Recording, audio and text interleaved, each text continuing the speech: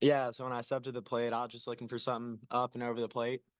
Uh, and then that's kind of what I got. So I was able to put a swing on it, and Will, really good base runner, was able to score.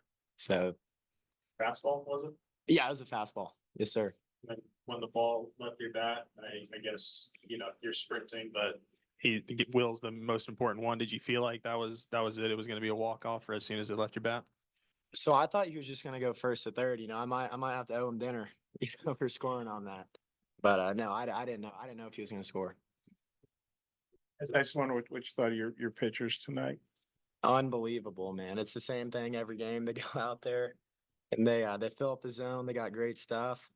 And they just do what they do. Gaeckle gave us some really good relief innings, got some big outs, and then Molina with a great start once again. Shout out Christian Fouch. Thank you very much. Yeah, and Christian Couch, unbelievable.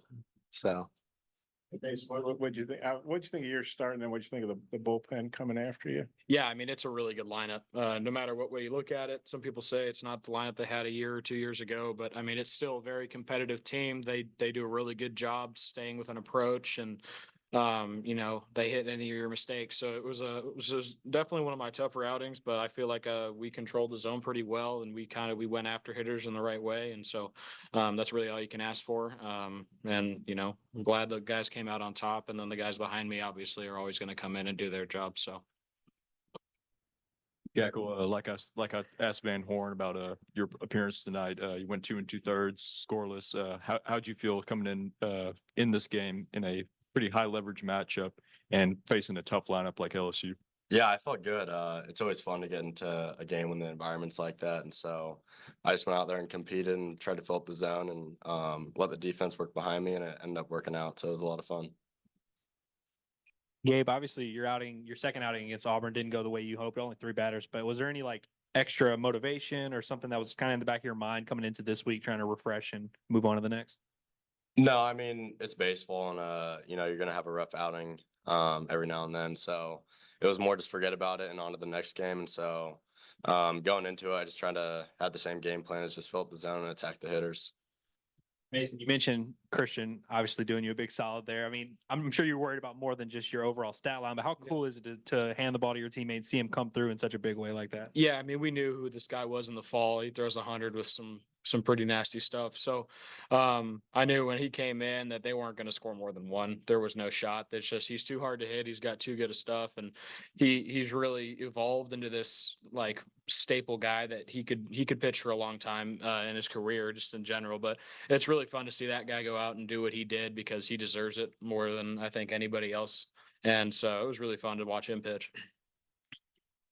Hudson, that was the shortest outing this year for Holman.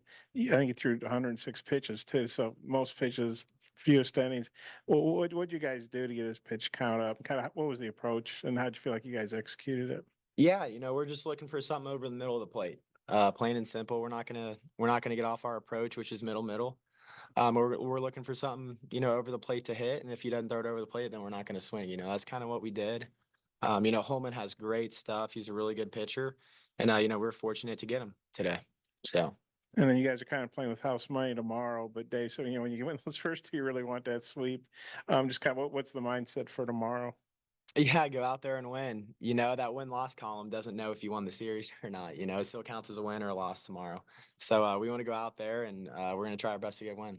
Anybody wants to take a stone? I mean, he's specialized in getting these lefties, and like I say, he kind of swoops in there, gets a couple outs, gets a win and a save. Just Hudson, I guess, what do you think about him? Maybe Mason, what do you think he's done for you guys getting those being the lefty specialist?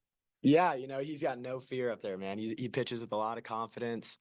He's an older guy. He's pretty polished, and he does what he does best. So, I mean, that's his job. Like Coach said, I mean, he comes in, he's going to get that lefty whether they like it or not.